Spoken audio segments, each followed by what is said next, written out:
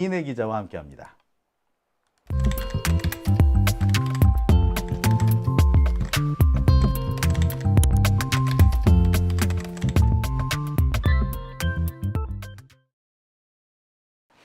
네, 오밤중 뉴스 함께하고 계십니다. 매주 토요일에 이제 우리가 촛불 집회를 열었지 않습니까? 지난주부터 이 촛불 집회가 이제 좀 한동안 소강 상태에 빠지지 않을까 생각했는데, 우리가 한 주도 쉬지를 못하게 만드는 게 이 검찰 적폐들의 이 준동이 아닌가 생각이 드네요. 자, 그래서 매주 토요일마다 수고해주고 계신 분이 계십니다.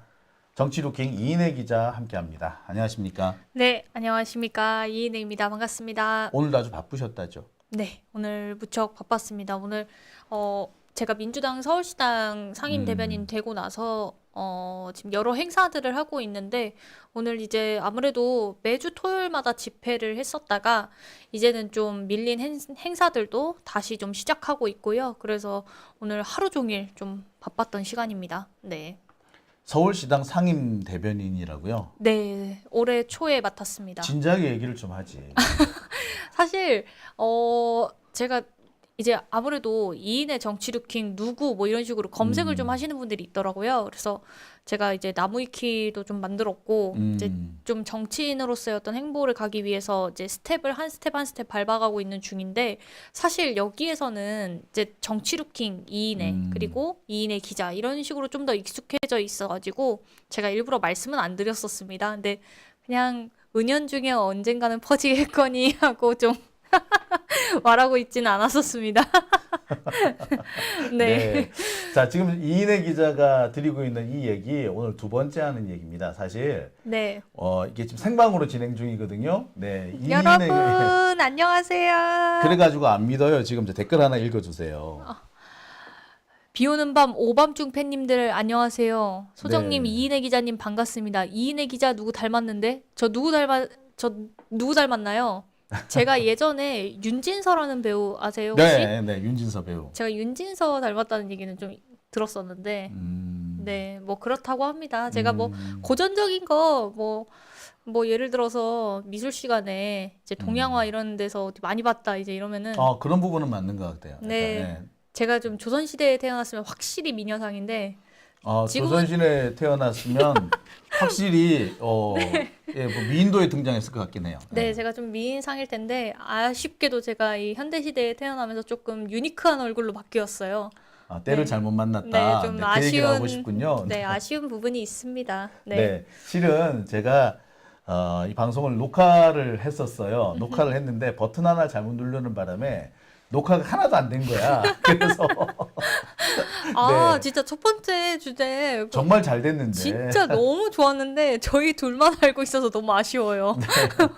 네, 최대한 같이 한번 잘 해보죠. 제가 그래서 아까부터 제가 좀 불안하다, 오늘 좀 이상하다 했던 거예요.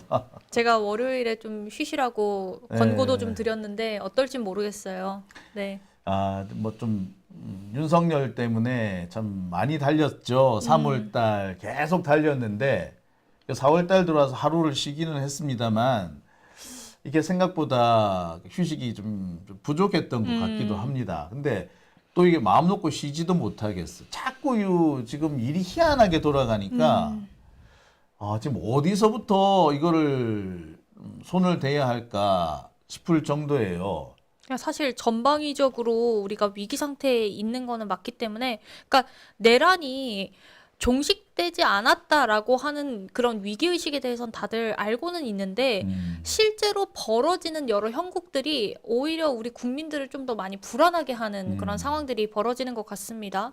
그래서 제가 사실 오늘 다루려고 했던 주제는 원래 제가 지난주에 대통령 기록물에 대해서도 이야기를 다뤘던 것은 우리가 내란 세력이 얼마나 어디까지 손을 대서 위험한 일을 벌일 수 있나 그 위험성에 대한 부분을 경고하기 위함이었고요. 그래서 대통령 기록물에 대한 이야기를 말씀드렸었는데 오늘은 경호처에 대한 이야기를 하면서 이 경호처 앞서 말씀해 주신 것처럼 그 경호처가 차기 대권 후보부터 시작해서 이제 차기 대통령으로 지금 유력 후보로 거론되고 있는 이재명 대표에 대해서 얼마나 위험한 일들을 벌일 것인지 그 위험성을 좀 이야기 드리고 싶습니다. 사실 몇몇 분이 벌써 말씀을 해주시기도 하셨습니다. 김성훈이 경호처를 계속 장악을 하고 있다면 물론 가서 싹 바꾸겠지만 바꿀 때까지가 문제 아니냐. 아무리 빨리 바꾼다고 하더라도 하루 이틀은 걸릴 건데 그 하루 이틀이 걱정스럽다라고 말씀들을 해주셨어요. 네. 그래서 아마 제목도 이렇게 잡은 것 같습니다. 경호처 장악한 김성훈, 이재명이 위험하다. 제가 오늘 이게 메인 타이틀로 제가 앞세웠는데 많은 분들이 걱정을 하셨으리라 생각해요. 말씀을 네. 밖으로 내질 못할 뿐이지 참 김성훈이 그대로 경호처에 남아있다면 걱정이 안 될 수가 없어요. 그러니까요. 이제 사실 김성훈이 위험한 지점은 크게 두 가지예요. 하나는 인사권을 통해서 경호처를 장악하는 거 하나. 그 다음에 현재 비화폰이나 뭐 오늘 이제 계엄 CCTV 관련된 얘기들 나왔었지만 어제도 지금 뭐 대통령 안가에서 있었던 여러 상황들, 안가 해동을 했던 뭐 이완규의 문제라든지 혹은 이제 경찰청장 불러놓고 그 불법 비상계엄 당일날에 윤석열이 어떤 일을 벌였는지 이런 CCTV들이 지금 3개월마다 사라지고 있다라는 명분 삼아서 이게 없어지고 있단 말이에요. 그러니까 네. 증거를 없애고 있는 증거 인멸에 대한 부분도 또 하나의 위험성이 되겠는데 오늘 제가 말씀드릴 거는 이 인사권을 어떻게 장악해서 지금 차기 대통령 경호까지 영향을 미치려 하는지 그 부분을 좀 말씀드리려고 합니다. 야, 이게 참 어처구니가 없어요. 어떻게 내란을 저지른 자들을 그 간도 크지 그 내란 증거를 없앨 생각을 하는지 모르겠습니다. 자연적으로 알아서 지워지니까 내 잘못은 없다. 자, 그러면 미리 압수수색을 해서 복사본을 남겨둬야 되는데 압수수색은 검찰이 막았었단 말이에요. 그리고 김성훈을 잡아 가뒀어야 돼. 근데 검찰이 잡아 가두지를 않았단 말이에요. 그렇죠. 이것이 지금 큰 문제가 아닐까 싶거든요. 근데 제일 걱정스러운 거는 경호처 안에 있는 다른 분들, 직원들. 그렇죠. 네, 네. 이분들이 지난번에 이 윤석열 그 1차 체포 때 이분들이 그 경호를 거부하면서 사실 윤석열을 체포할 수 있었지 않습니까? 네. 근데 이분들이 전부 다 지금 상당히 곤란한 지경에 빠져 있는 거잖아요. 그러니까 감옥에 갔으면 그걸로 끝인데 지기현이 풀어주는 바람에 윤석열도 돌아오고 윤석열 돌아오고 김성훈도 기각돼서 다시 돌아오고 그러니까 이게 그 경호관들은 얼마나 지금 황당할 거야. 그 본인들의 아마 이 존재가 지금 위협받는 그런 상황 아닐까 싶거든요.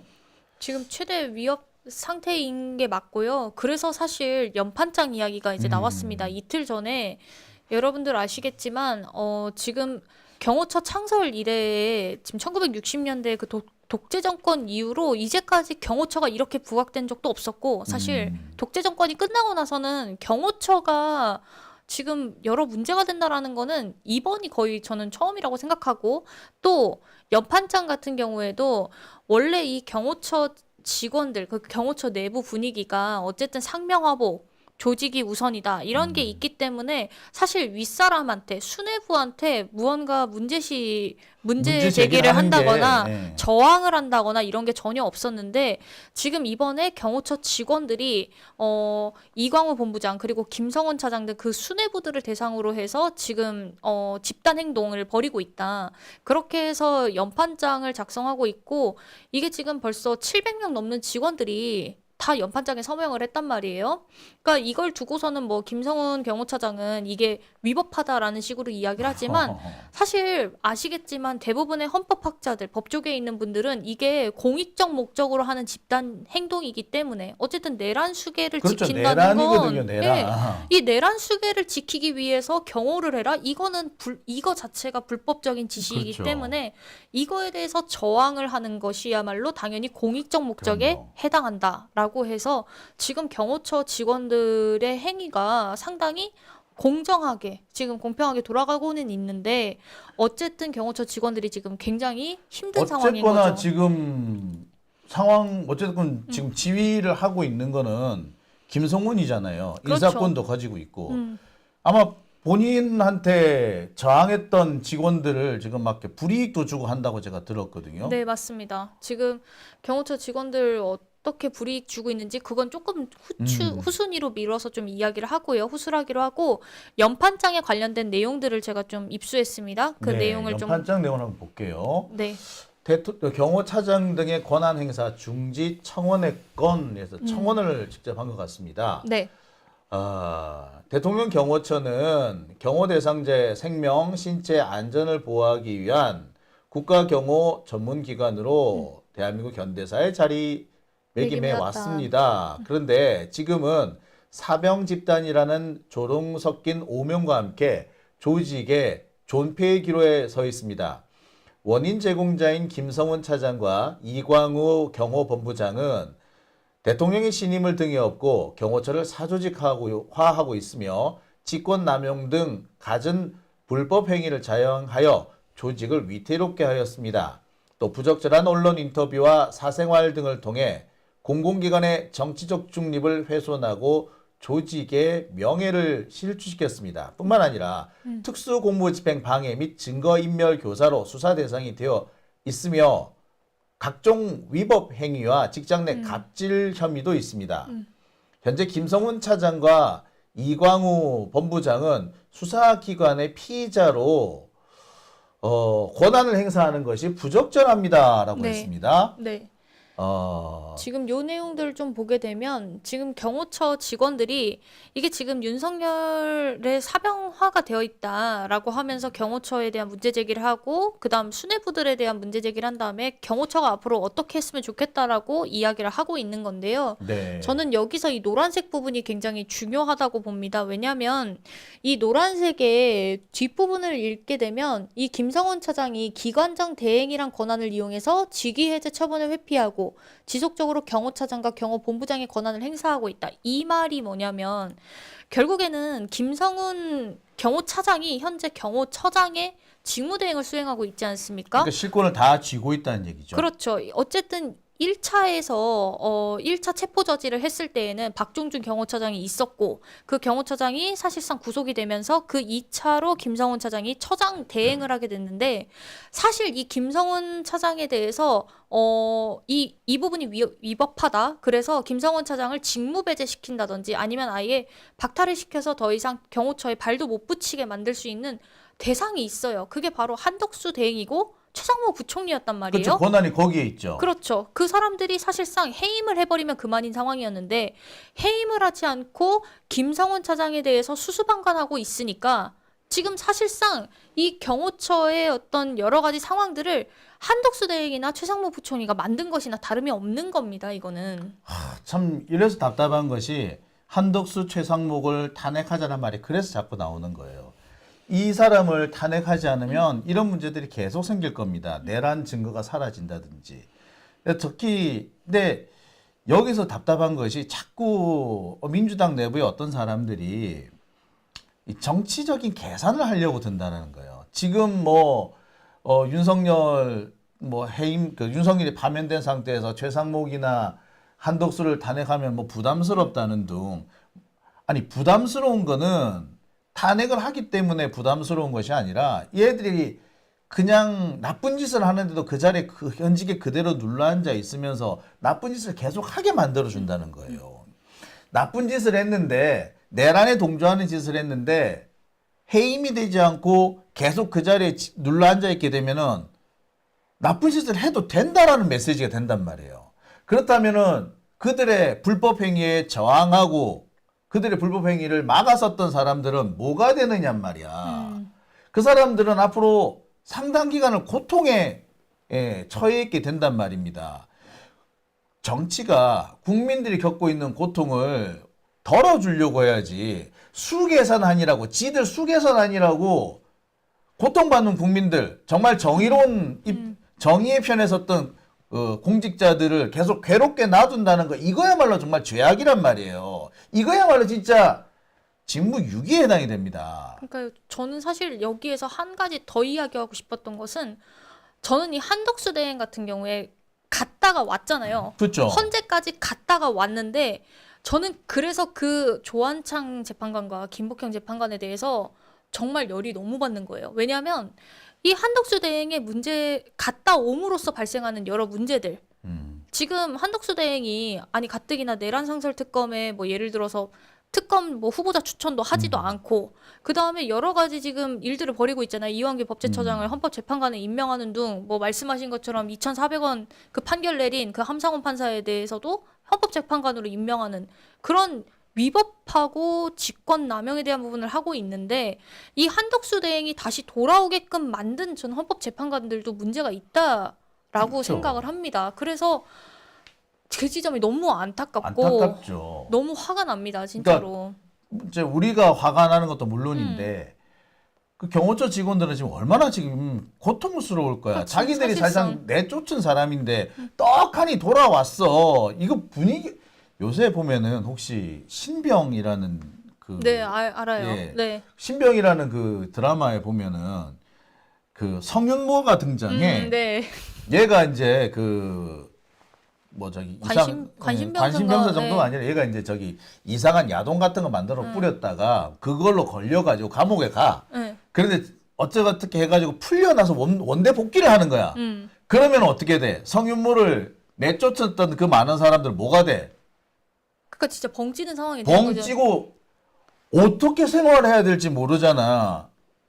여러분 그 상황인 거예요. 그런데 어? 심지어 자기 상사예요. 상사야 더군다나. 수뇌부. 절대 건드려서도 안 돼. 그러니까 이런 게 얼마나 답답하겠습니까? 아, 게다가 이 김성훈이라는 사람이 사실상 윤석열하고 거의 짝짝꿍이었더라고. 맞아요. 제가 이 연판장 돌리게 된 어떤 배경에 대해서 지금 이 가져온 거는 좀 다시 한번 우리가 리마인드를 좀 하고자 함인 건데 우리가 1월 달에 어떤 얘기들이 있었냐라고 했을 때 김성훈 경호차장이 계속해서 윤석열에게 뭐 여러 가지 충성을 해오고 김건희를 위해서 헌신해오고 이런 여러 가지 정황들은 다 아실 겁니다. 근데 그 이후에 체포 저지를 하는 그 1, 2차 기간 동안에 사실상 뭐 철통같이 지키겠습니다. 대통령님을. 그래서 윤석열이 거기에다 대고 군 통수권자 안전만 생각해라. 안위만 생각해라. 라고 이야기를 했다고 합니다. 참 뻔뻔스러워요 윤석열도. 그러니까요. 근데 거기다가 총을 쏘라는 얘기를 했는데 야, 이게 그거는 사실 내란이에요. 말 그대로 그건 내란이에요. 내전이 그러니까요. 내전. 그러니까요. 그것도 심지어 경호처들하고는 잘 오찬도 하지 않는데 대통령이 그 이례적인 오찬까지 하면서 거기서 총 쏠 순 없냐. 그러니까 총 쏘라고 밥 사준 거 아니야. 그렇죠. 야, 너희들 눈치 있으면은 총부터 챙겨. 이런 얘기 아닙니까, 사실상. 그래 아니 근데 그거를 그거 안 됩니다도 아니고 알겠습니다 했다는 거는 경호처 직원들을 경호관들을 사실상 내전에 동원하겠다는 얘기거든요. 끌어들인 거죠, 사실상. 이런 자가 감옥에 안 가고 지금 뻔뻔스럽게 현직에 있다는 것 자체가 황당한 거지. 아, 이게 검찰이 풀어줬잖아요. 경찰은 잡아 가두려고 하는데 검찰이 풀어줬어. 이게 검찰이 지금 무슨 꿍꿍이를 꾸미고 있는 거냔 말이야. 그러니까요. 그리고 비아폰 같은 거라든지 또 뭐 서버라든지 또 CCTV라든지 빨리 확보해야 되거든요. 그 확보를 해야 되는데 검찰이 그런 건 확보 안 하고서는 말이에요. 지금 풀어주고 뭐 잡아 가두지도 않는다는 건 사실상 얘들이 내란을 방조하고 있는 거죠. 그리고 다시 사실상- 내란을 일으키라고 지금 하고 있는 거 아닙니까? 사실상 이건 방조 차원을 넘어서서 이거 검찰도 내란에 가담했기 때문에 그렇죠. 가담했기 때문에 본인들이 감추고 있는 거다라는 거밖에 설명이 안 돼요. 그러니까 탄핵을 심우정까지도 탄핵을 해야 되는 거예요. 그러니까 자꾸 뭐 지금 뭐 윤석열이까지 탄핵된 마당에 뭘 해야 되냐 뭐 이런 식으로 하는데 나 그 말 하는 사람 정말 답답해. 누구를 해야 되느냐 안 해야 되느냐 역풍이 부냐 안 부냐 그게 중요한 게 아니라 그 사람이 그 자리에 있음으로써 생기는 안 좋은 영향, 악한 영향력이 그게 더 위험한 거거든요. 나쁜 짓을 했는데 감옥에 안 가고 잡혀가지 않으면 그래도 된다는 얘기가 나오는 거예요. 그래서 제발 딴 생각하지 말고 탄핵을 빨리 하라는 겁니다. 그리고 얘들 최상목도 그렇고 한덕수도 그렇고 지들은 모르겠어? 이재명 정부 들어오면은 어찌 된다는 건 몰라? 알아! 그럼 얘들은 뭘 하겠어? 방법은 이들은 살아남기 위해서 이재명이 대통령 되는 걸 무슨 수를 써서라도 막을 거예요. 그러니까 탄핵을 해야 되는 거야. 근데 뭐 윤석열이 탄핵됐으니까 한덕수는 좀 미뤄도 된다. 그런 아니라는 생각이 세상을 망치는 겁니다. 다 된 밥에 콧 빠뜨리는 거예요. 내가 알기로는 그 박범계도 그러고 있는 걸로 알고 있고, 박지원 이런 사람들이 그렇게 떠버리고 다닌다고 내 알고 있는데, 나중에 그 사람들이 뭐 일이 조금이나 잘못돼 그 사람이 다 책임져야 될 거야. 박범계는 본인이 한동훈, 윤석열 살려주는 바람에 지금 무슨 일이 벌어졌는지 좀 생각을 해봐야 될 거 아니야. 그리고 이 사람 정치검찰 특위 여기에 활동을 하면서 뭐 했어, 솔직히? 맨날 그분하니 이 사람 게으른 것 같아, 나는 보면서. 게을러서 일하기 싫은 것 같아. 뭐 일하라 그러면은, 지금 그거 할 때 아니라고 그러고, 툭 하면 역풍 타령하고. 게을러, 이 사람. 게을러서 일하는 거야. 박범계 게을러서 일 안 한다고 생각하는 분들 중에 검찰 중에도 되게 많아요. 박은정 의원, 검찰에 계실 때, 그 다음에 임은정 검사, 사실 그분들에 대해서 가장 적극적인 보호를 해야 될 사람이 누구였겠어요? 박범계 아니야. 근데 그 사람들을 되게 방치하다시피 했다고요. 그 임은정 검사가 대놓고 말을 안 하지만 속을 부글부글 많이 끓었더라고. 박은정 의원도 마찬가지고. 그런데 또 이딴 식으로 하니까 참. 네. 끌어내서 이제 내 패대기를 칠 수도 없고. 이런 식으로 하니까 김성훈이가 더 설치는 거 아니에요. 그래서 지금 사실 이 김성훈이 윤석열의 오더를 받아서 이제 내란숙에 윤석열 경호하라고 경호처 직원들에게 계속 불법을 강요하고 그래서 소총을 실제로 휴대하고 다니면서 경호를 했어야 됐고 그렇죠. 예. 근데 거기다가 이제 갑질하고 폭언 이런 것들이 기본이었다고 합니다. 그래서 뭐 예를 들어서 빠릿빠릿하게 움직이지 않는 경호처 직원들, 그러니까 체포 저지 때 저지를 해야 되는데 저지를 안 하는 직원들을 향해서 빨리 나가라고 욕을 한다든지 뭐 이런 여러 가지 이야기들이 있었습니다. 그래서 경호처 직원들은 어쨌든 이게 불법적인 일이란 걸 알잖아요. 그렇죠. 특히나 이 경호처 같은 경우에는 뭐 원래도 이 김성훈 경호차장에 대해서 사실상 이 사람이 우리를 지휘할 만한 사람인가라는 어떤 의문점도 좀 있었을 것이고 갑자기 이제 들어온 사람이니까.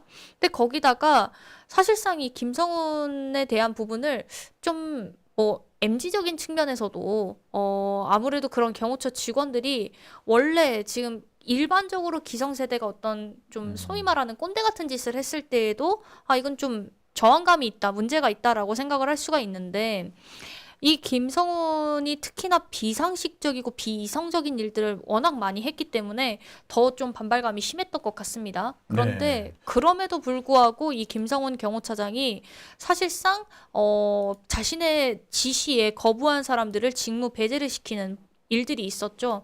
이 일 같은 경우에도 이제 체포 저지를 하고 있는 그런 와중에 예를 들어서 뭐 이제 동보를 보내서 너희들 다 전 직원들 출근을 해라라고 지시를 했는데 그 지시를 보내야 되는 그러니까 비상소집 통보를 날렸구나. 네. 근데 비상소집 통보를 그 직원이 안 한 거죠. 거부한 직원이 네, 있었군요. 거부했는데 그 직원도 대기 발령을 시키고 지 맘 안 들어서 다 날려버렸다는 거네. 그러니까 내란에 가담 안 한 사람들은 지금 다 내쫓았다. 그러니까 뭐 지금 사실상 직무 다 배제를 시켰다. 직무 배제시키고 대기 발령시키고 사실상 일을 못하게 만드는 거죠. 그러면 사실 지금 경호처는 김성훈의 개인 사병들로 가득 차 있다는 얘기 아니에요? 그렇죠. 그래서 이 김성훈의 인사정행에 대해서 좀 보고자 하는데 예. 자, 예. 지금 세 가지 방향이 있었습니다. 첫 번째는 김성훈 라인을 구축한다. 이게 참 어떤 라인을 구축한다라는 건 그러니까 좋은 의도로 했을 때에는 진짜 좋은 사람들이 좋은 일을 더 많이 하기 위해서라고 생각할 수 있지만 나쁜 사람이 본인의 라인을 구축한다는 건 자기 밑에 쫄병들을 계속해서 두어서 사병화 시킨다는 얘기죠. 나쁜 짓을 영원히 하면서 자기는 그 어떤 권세, 권력을 누리고자 함이거든요. 네. 결국엔 자신의 사익을 취하기 위한 건데 김성훈이 김성훈 라인을 구축하기 시작했다. 그러니까 이게 김용현 하던 짓이랑 똑같은 거죠. 그러네요. 네, 그런 식으로 하고 있고 그다음 두 번째가 근무평정이라고 해서 어쨌든 승진을 할 때 인사평가를 하지 않습니까? 그 인사평가를 할 때에 김성훈 라인 한 3-4명 정도를 조작해서 이제 근무평정 좋게 아. 해라라고 지시를 내렸다고 합니다. 그러니까 자기 라인을 계속해서 키워나가겠다. 네, 그런 이야기가 그러면 나중에 있었다고 김성훈이 하더라고요. 잘려 나가더라도 그 뒤에 남아있는 사람은 김성훈 라인이네. 그렇죠. 그러니까 만약에 다음에 본부장 처장으로 오는 사람들이 있다. 그러면은 이 사람들이 김성훈 라인일 가능성이 좀 꽤 있다라고 그러면 볼 수가 있는 거죠.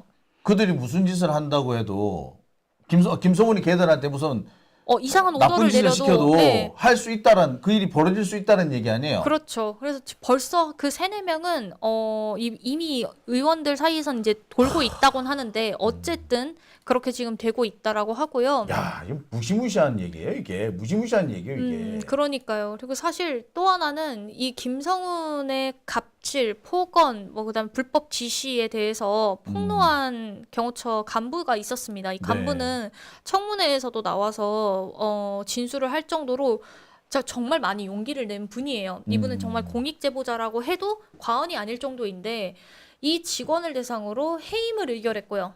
이건 이제 한덕수 권한대행이 제청만 하면 완전히 해임이 되는 상황인 거죠. 그러니까 이런 식으로 계속해서 보복을 하는 거예요. 그러니까 인사를 보복해서 결국에는 내 말을 듣지 않으면 너네 다 잘리는 거야. 너네 이제 영원히 이 일 못해라고 이야기를 한다는 거죠. 결국에는. 협박을 하는 거네. 그러니까 내란이 진압이 되고 있는 게 아니라 내란 세력들이 계속해서 내 말 안 들으면 나 다 차라고 돌아온 거 봤지? 나 불사조야. 니들 내 말 안 들으면 니들 앞으로 경호처에서 발 못 붙여. 그러고 다닌다는 얘기 아니야. 그렇죠. 사실상 내란 속에 윤석열은 파면되기는 했지만 윤석열도 재판을 이제 받아가면서 이따가 직위한 얘기 하시겠지만 윤석열도 끝난 게 아니고 그 밑에 있는 사람들도 여전히 자신의 위치에서 자기 할 일들을 하고 있는 거예요. 내란을 덮고 사실상 이제 이재명 대표가 대통령이 되는 건 그건 막을 수 없는 거고 이미 대세적으로 차라리 그러면은 이재명을 어떻게든 흠집내서 차기 정부에서 이 사람이 계속해서 공격받도록 하겠다. 그렇죠. 그 이후를 계속해서 공격하려고 한다는 거죠. 검찰이 계속 세력을 잔존시켜가지고 내란 세력들의 세력을 잔존시켜가지고 이재명 정권이 출범한 뒤에도 계속 발목을 잡고 흠집을 내고 경우에 따라서는 정권을 흔들겠다. 이걸 하고 있다는 거 아닙니까? 그게 지금 그렇습니다. 검찰의 음모인 거고 사실 걱정되는 게 그 부분이에요. 그 과정에서 지들이 필요하면 무슨 짓이든지 할 거야. 지기현도 마찬가지고 검찰도 마찬가지고. 그런데 사실 이 김성훈의 인사전횡에서 지금 끝판왕은 윤석열이 파면되고 나서 사저 경호에 대한 부분이 있다라는 겁니다. 이 얘기를 좀 해야 되는데 여러분들 아시겠지만 김건희가 그렇게 빨리 나가고 싶어 했지 않습니까? 이 뭐 그쪽이 터가 안 좋고 기운이 안 좋다 하여서 빨리 나가고 싶어 했는데 못 나가는 이유가 뭐 그때 이제 뭐 아크로비스타 같은 경우에는 이게 공동주택이어서 단독주택이 아니라 좀 경호가 어려우니까 경호를 어떻게 해야 될지 그 계획들을 세우느라 좀 늦었다 뭐 이런 얘기들도 있었지만 근본적으로는 경호 인력 지원자가 없었다라는 거죠. 왜? 윤석열과 김건희가 경호처 직원들을 대상으로 어떤 갑질을 했는지 최근에 보도가 많이 됐잖아요. 네. 뭐 예를 들어서 기갑차를 몰아보고 싶다 그래서 뭐 애들 도열시켜야 된다 그러지 않나. 네, 도열시켜야 장기 된다고. 자랑을 시킨다 그러지 않나. 예. 아유, 그리고 심지어 뭐 윤석열 기각되고 나면 이제 다시 그 기각되고 났을 때 뭐 도열 뭐 이런 것까지 지시를 했다고 하니까 참 이상한 망상들에 젖어 있었는데 어쨌든 경호처 직원들 같은 경우에 그런 갑질에 완전 질려 있던 상태라서 내가 다시는 윤석열, 김건희 같은 인간들 보고 싶지 않다라고 차라리 사표 쓰는 게 낫다라고 말할 정도로 그렇게 경호처 직원들이 많이 좀 싫어했다라고 합니다. 그런데 이 김성훈이 여기서 문제가 되는 게 자신한테 반발하는 사람들은 아크로비스타 쪽으로 전출을 시켜서 그것도 40명이나 보냈어요. 엿대 봐라 이거네. 네, 그리고 사실상 자기 라인들은 지금 여전히 경호처 안에 내부에 지금 요직이 장악이 되어 있는 상황인 건데 이게 문제가 되는 게 제가 박근혜 때도 한번 찾아봤어요. 근데 박근혜 때 같은 경우에 한 20명에서 25명 정도? 그러니까 많게 잡아야 한 30명 정도가 경호를 했더라고요. 파면되고 나서. 그런데 이번 같은 경우에는 40명이나 내보냈잖아요. 그러니까 저는 이게 숫자가 굉장히 크다. 근데 이거는 단순히 아크로비스타 경호 때문이다라고 보기에는 이게 김성훈이 보낼 수 있는 사람들, 그러니까 전출을 시켜야 된다고 생각했던 사람들을 그냥 진짜 다 내보냈구나라고 저는 좀 그런 시그널로 받아들였거든요. 사실 뭐 이러쿵저러쿵 뭐 말을 합니다만 아크로비스타 같은 데가 오히려 인력은 적게 들지도 몰라요. 사실 뭐 통로 하나만 막으면 땡이거든. 입구만 막으면 그만이거든. 그렇기 때문에 그게 뭐 경호 소요가 많다라고 보기는 어려워요. 그리고 이미 지금 윤석열 같은 경우는 파면을 당했기 때문에 경호는 최소한에 그치는 겁니다. 그렇죠. 그러니까 근접 경호 정도만 하면 되는 거거든요. 그래서 40명씩 필요가 없어요. 근데 40명씩 한다는 거는 특혜 중에 특혜입니다. 그렇죠. 그리고 심지어 윤석열이 예를 들어서 진짜 재판에서 어떤 형벌을 받게 돼서 구속이 되면은 사실 배우자에 대한 경호를 하는 건 없어요. 없죠. 이제 없죠. 네. 딴 것도 아니고. 그러니까 40명이 더더욱 말이 안 되는 거예요, 이거는. 그러니까 이게 김성훈이니까 가능한 상황이었던 겁니다. 근데 문제는 이 새끼가 그러면 앞으로도 계속 이 자리에 있다는 거 아니야. 그렇죠. 그러니까 우선은 이제 남은 2달까지는 계속 쭉 있을 거고요. 아마 별다른 일이 있지 않은 이상 있을 거고 이제 예를 들어서 이재명 대표가 차기 대통령으로 됐을 경우에 이제 김성훈에 대해서 이제 해임을 하고 이제 아무래도 다른 분으로 이제 대통령 경호처장에 임명을 하겠죠. 그렇게 되면 사실상 김성훈은 이미 알박기 인사를 어느 정도 했기 때문에 김성훈 라인을 통해서 장악하려고 할 거고 영향력을 행사하려고 할 거고 그러면은 사실 이재명 대표가 대통령이 됐을 때 그 경우가 더 위험해질 수 있다는 거죠. 근데 제가 정말 위험하다고 느끼는 지점 중에 하나가 사실 이재명 대표 경호팀에 대해서 좀 얘기를 하고 싶은데 이제 저는 그분들의 노고는 알겠어요. 그러니까 이재명 대표를 경호한다라는 지금 것 경호하시는 자체가 분들, 지금 경호하시는 분들 정말 힘드신 거 알아요. 그런데 지금 사람들이 계속해서 좀 이재명 대표 경호팀에 대해서 비판하는 지점 중 하나는 피습이었고 그다음 이번에 산불에서도 어떤 분이 치고 갔잖아요. 잠바로.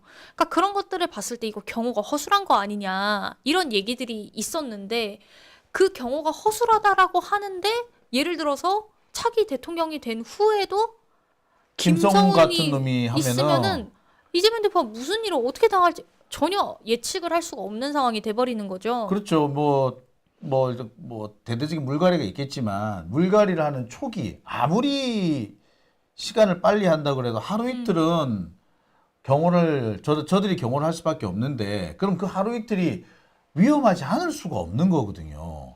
그러니까 걱정스러워요. 특히 지금 이재명 대표 경호하시는 분들 글쎄 뭐 저는 보면 되게 황당했던 것이 쟤를 진짜 경호하던 사람 맞나 싶을 정도였어요. 아무리 그 이재명 대표가 그 시민들 속에 같이 이렇게 좀 소통하는 소통하는 그런 차원에서, 한도 네. 하더라도 가만히 서 있는 사람이 갑자기 서 있다가 갑자기 푹 움직였다면 또 모르겠어. 근데 빠르게 접근을 해오는 사람 있잖아요. 빠르게 접근을 해오는 경우는 반드시 막아야 되는 거거든요. 그 사람이 그 설령 지지자였다고 하더라도 빠르게 탁 접근을 해온 사람은 반드시 한 번은 저지를 했었어야 돼요. 근데 앞에 가는 사람도 저지 안 하고 옆에 따라가는 사람도 저지를 안 하고 나 그런 걸 보면서 저 사람들 경호를 하는 사람들이 맞나? 그렇죠. 왜냐하면 그러니까 예를 들어서 아이돌 팬들도요.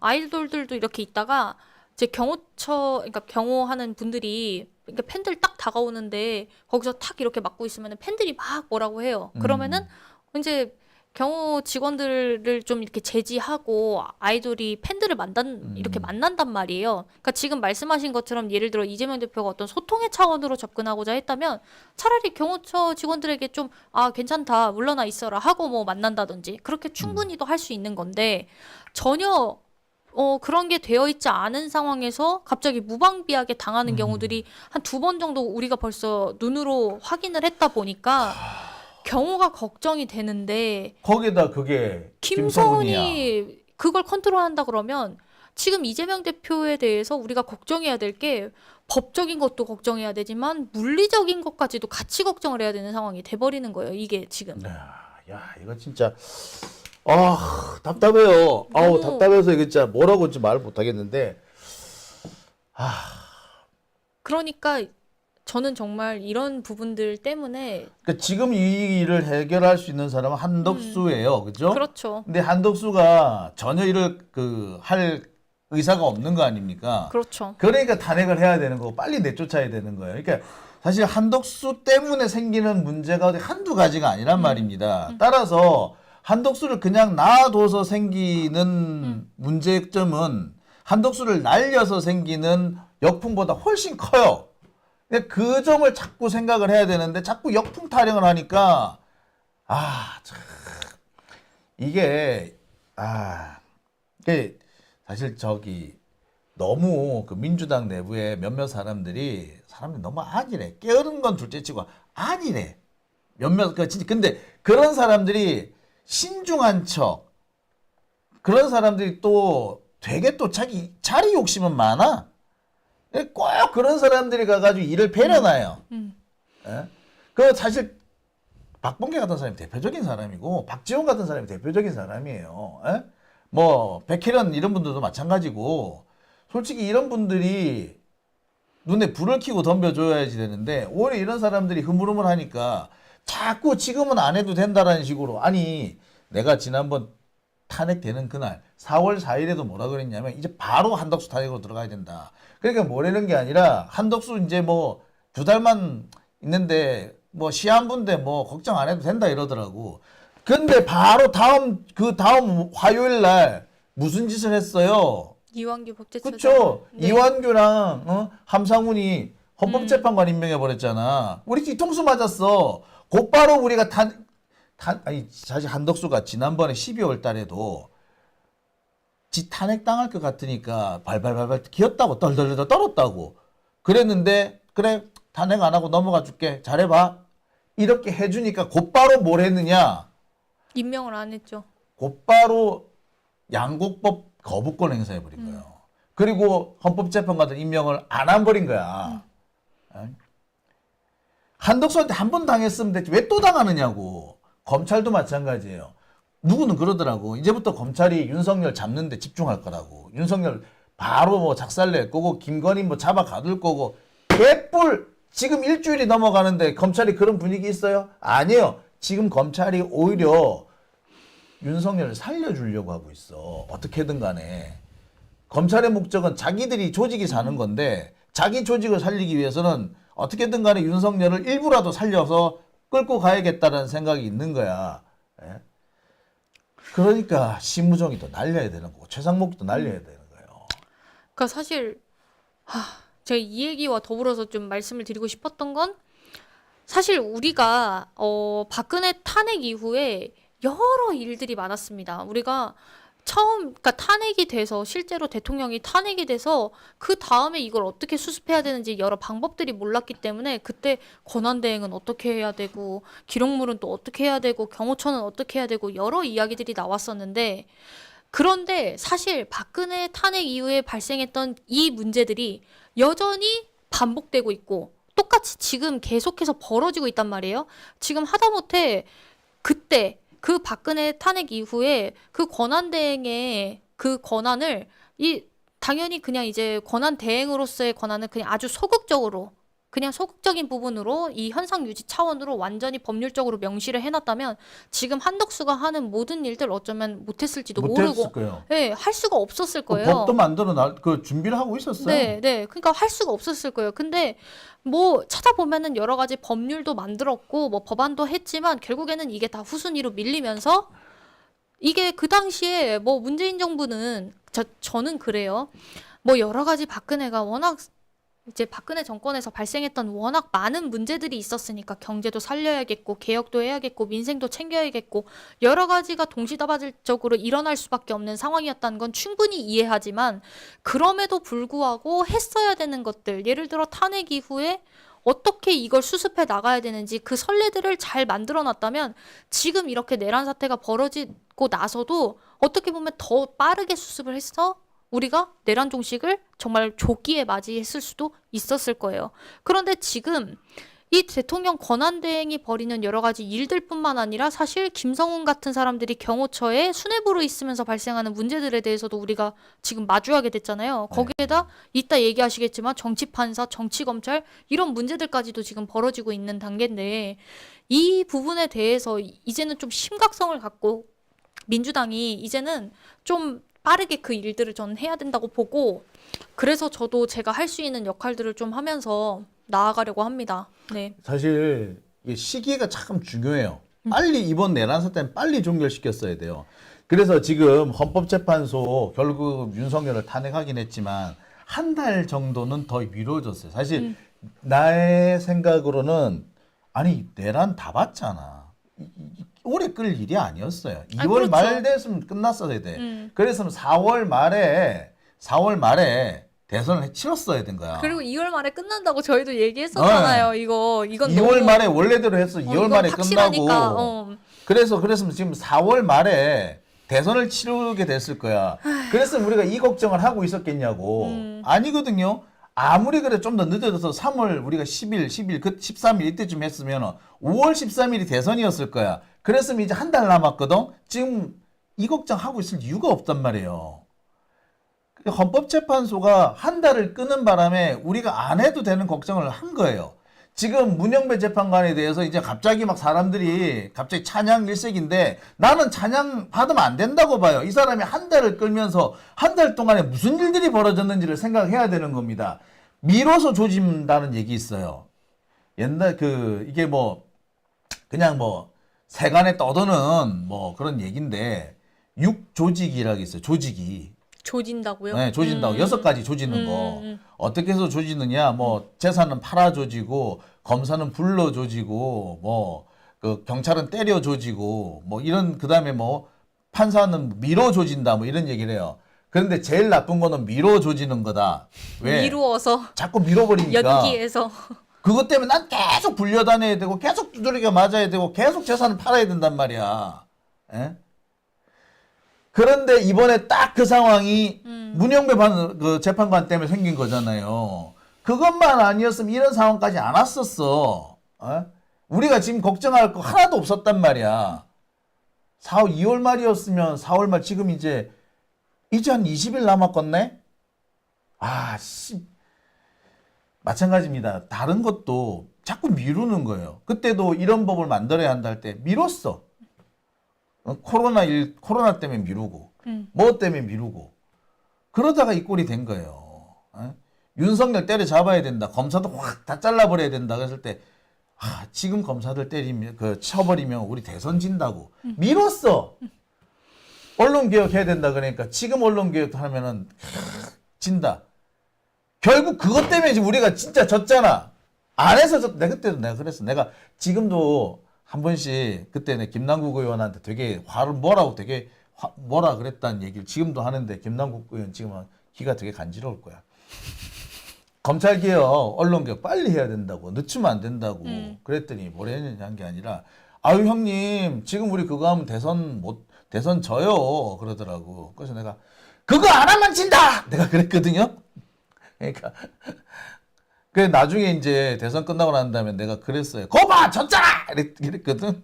그러니까 되게 민망해 하더라고. 근데 그게 김남국의 얘기가 아니라 실은 그 당시에 소위 말하는 민주주의 4.0인가 하는 그 세력들이 있죠. 자기들을 친문이라고 주장하는 사람들. 이 사람들이 전부 다 그런 식으로 한 거야. 툭하면 역풍 타령하고. 그러니까 반개혁 인사들. 네, 네. 도종환이니 그 박광온, 또 박용진, 기동민 다 마찬가지야. 그들 중에 한 3분의 2는 날라갔는데 3분의 1이 남아서 여전히 이렇게 해악을 미치는 겁니다. 나 진짜 열받아, 진짜. 근데 아, 진짜 이거 너무 화가 많이 나는데, 그래도 그때하고 다른 점은 이제 대통령이 될 사람이 좀 다른 점이 그렇죠. 유일한 희망? 우리의 유일한 동아줄이라고 할 수 있을 것 같고, 지금 이 대통령, 제가 지난주에는 대통령 기록물, 오늘은 경호처에 대해서 좀 말씀을 드렸는데, 제 기록물 같은 경우에는 많은 분들이 이제 서명을 좀 하기 시작하더라고요. 이제 네. 문제의식을 좀 가지고. 네, 구글 폼으로 해가지고 네네, 이렇게 지금 네, 만들고 계세요. 네, 경호처 직원분들도 진짜 그 기자님께서 말씀해 주신 것처럼 정말 힘든 시기를 겪고 있을 거기 때문에 국민분들께서 많이 관심을 가져주셔야 김성은이 이만큼 나쁜 짓 할 거 이만큼 나쁜 짓 하고 그렇죠. 덜 할 수 있게 되는 것 같아요. 국민분들이 진짜 많이 관심 가져주셔야 되는 사안이다라고 말씀드리고 지금 싶어요. 경호처에 계신 분들이 사실 되게 외로울 거예요, 지금. 음, 그러니까 자기들은 정말 그 직업적 양심, 음, 그러니까 사실 두렵지만 직업적 양심을 다해서 뭔가 좀 정의로운 일을 했는데 음, 그들이 보호를 받는 것이 아니라 오히려 위협을 받고 있단 말이에요. 음. 그리고 민주당에서 이들을 보호해줘야 되는데 보호를 못 해주고 있는 거야. 이렇게 되면 뭐가 문제가 생기느냐? 그분들은 다시는 그런 거 안 해. 그리고 원망이 생겨요. 뭐 진짜 이거 이렇게 되면 이거는 아무 대책이 안 생기는 겁니다. 내가 명진 스님이라는 사람 되게 싫어해. 명진 스님 얘기 나오면 내가 질색팔색을 해. 그 사람을 뭐 민주 진영의 스님 뭐 이렇게 얘기하는데 나 그 얘기 나오면 화를 뻐럭 내요. 왜? 나 불교방송 노조위원장 할 때 그렇게 내가 많이 당했어. 근데 당해가지고 이제 막 이렇게 내 딴에 열심히 싸우고 있는데 그 어디 뭐 정치인 요런 데라는 사람한테 가서 이렇게 지원 요청을 하고 하는데 아무도 안 들어주는 거야. 자꾸 좀 더 기다리라는 거야. 언제까지 기다리라고.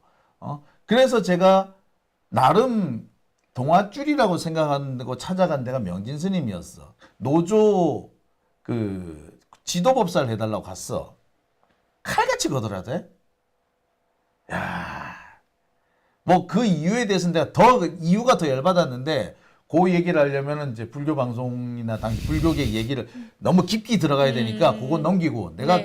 그때부터 명진 저것이 내가 그랬거든.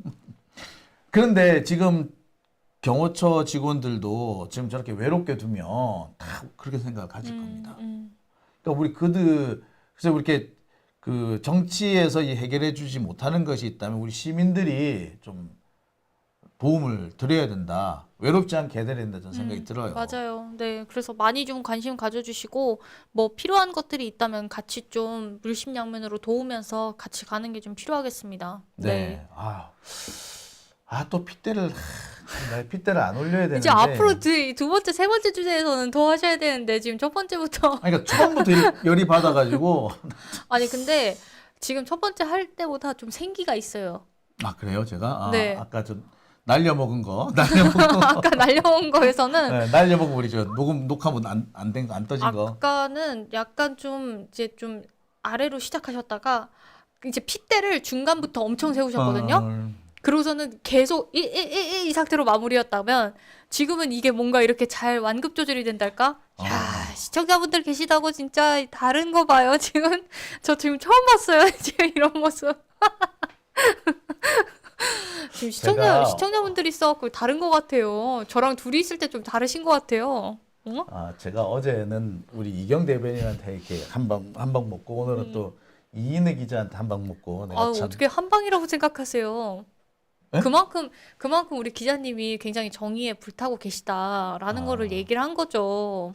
들었다 놨다 하는 것 같아. 좋은 얘기예요. 근데 보통 그런 거 아세요? 이제 잘 돌려서 이야기 하거든요. 본심이 뭔지 모르고 저 사람의 의도가 도대체 뭐지? 나를 욕하기 위함인가? 아니면 나를 칭찬하기 위함인가? 이제 그런 것들을 잘 쓰는 게 네. 고수라고 생각하는데 네 제가 이 쓸데없는 기술만 늘었네요. 네. 덥다. 생방송으로 하니까 또 이런 재미가 있네요. 네. 네, 제가 오늘 크크크 올라가고 난리도 아니야. 그죠. 네. 제가 사실 이렇게 쌍방향의 소통을 정말 해보고 싶었는데 오늘 그 소원을 이루게 되네요. 네, 네. 녹화가 무마가 되면서 녹화 무마로 인해서 네 저는 너무나도 좋습니다. 지금 이렇게 장용진 TV의 시청자분들과 함께 소통한다는 그 재미가 있네요. 이대로 네. 두 번째, 세 번째 주자도 함께 할까요? 네. 아, 덥다.